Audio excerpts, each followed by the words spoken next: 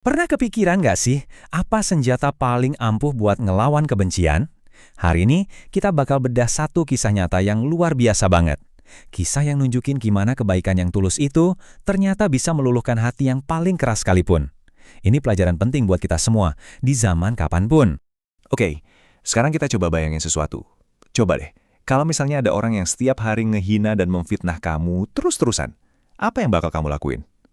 Nah, ini nih, tantangan moral yang jadi inti dari pembahasan kita. Dalam ajaran Islam ada satu prinsip yang penting banget, yaitu ramah tamah atau kelemah lembutan. Ini bukan cuma soal sopan santun biasa ya, tapi ini adalah sebuah kekuatan. Kekuatan untuk tetap memilih berbuat baik bahkan ketika kita dihadapkan sama keburukan. Prinsip inilah yang jadi kunci dari kisah yang akan kita bahas. Ini nasihat langsung dari Nabi Muhammad ke istrinya Aisyah. Coba perhatiin cara beliau menggambarkannya. Kebaikan itu bukan sekedar pilihan, tapi elemen yang esensial, kayak hiasan yang bikin semuanya jadi indah. Dan kalau nggak ada, ya semuanya jadi rusak. Inilah fondasi cara beliau berinteraksi dengan semua orang. Ngomongin teori sih gampang ya, tapi gimana prakteknya pas diuji sama kebencian yang nyata? Nah sekarang kita masuk ke sebuah kisah nyata yang dramatis. Kisah tentang seorang pengemis buta yang bakal jadi ujian paling berat untuk prinsip ini. Cerita kita berawal di tengah hiruk-pikuk pasar Madinah. Coba bayangin suasananya yang rame, banyak orang jualan, banyak orang lalu lalang. Nah, di salah satu sudutnya, duduklah tokoh utama kita ini. Dan orang ini bukan sembarang pengemis. Dia seorang Yahudi buta yang kerjaannya setiap hari, tanpa henti, ya cuma menyebarkan kebencian tentang Nabi Muhammad ke siapapun yang lewat.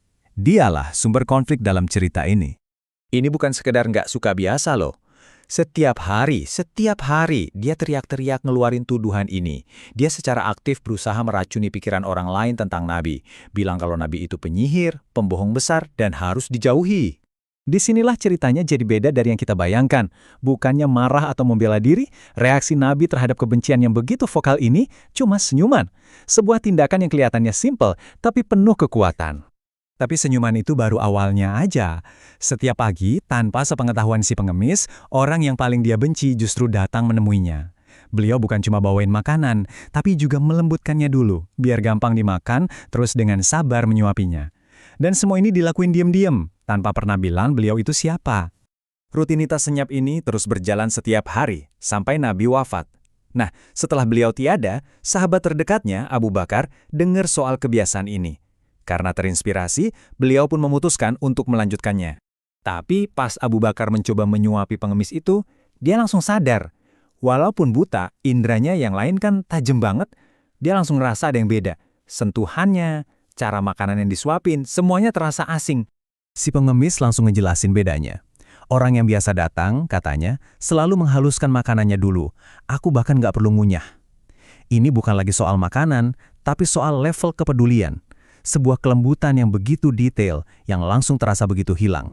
Di momen itulah, Abu Bakar langsung paham segalanya. Dia sadar betapa dalamnya kasih sayang dan kerendahan hati Nabi. Beliau nggak cuma menjalankan tugas, tapi melakukannya dengan tingkat kelembutan yang bahkan sahabat terdekatnya pun nggak bisa menirunya dengan sempurna. Menyadari hal itu, bikin Abu Bakar nggak kuasa menahan tangis. Sambil terisak, Abu Bakar akhirnya mengungkapkan kebenaran yang mengejutkan itu. Coba bayangkan gimana kagetnya si pengemis pas dengar kalau orang yang setiap hari dia hina, dia fitnah, dia caci maki, adalah orang yang sama yang setiap pagi merawatnya dengan penuh kelembutan. Kebenaran itu seolah-olah menghantam si pengemis. Dan saat itu juga, kebencian yang udah dia pupuk bertahun-tahun langsung runtuh. Inilah awal dari sebuah transformasi total. Detik di mana satu hati sepenuhnya berubah. Kata-kata si pengemis sendiri nunjukin penyesalan dan kekagumannya yang luar biasa dalam. Dia langsung sadar betapa salah penilaiannya selama ini. Kebenciannya yang buta akhirnya bertemu dengan kebaikan yang tanpa batas. Dan kebencian itu hancur berkeping-keping. Reaksinya terjadi dalam 3 tahap yang sangat kuat. Pertama, kaget dan nangis. Lalu muncul penyesalan yang begitu dalam atas semua perbuatannya.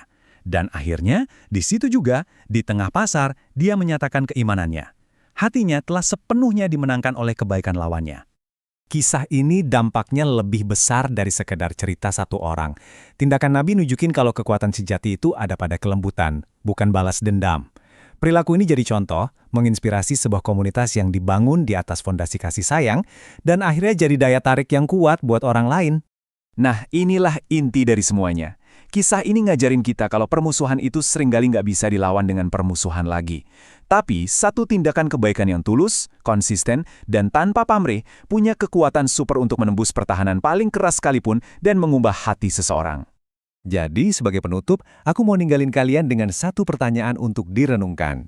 Dalam hidup kita, di tengah konflik-konflik yang mungkin kita hadapi, tindakan kebaikan apa, sekecil apapun, yang bisa kita coba lakukan untuk mungkin mengubah seorang lawan menjadi kawan? Coba deh kita renungkan kekuatan di balik tindakan itu.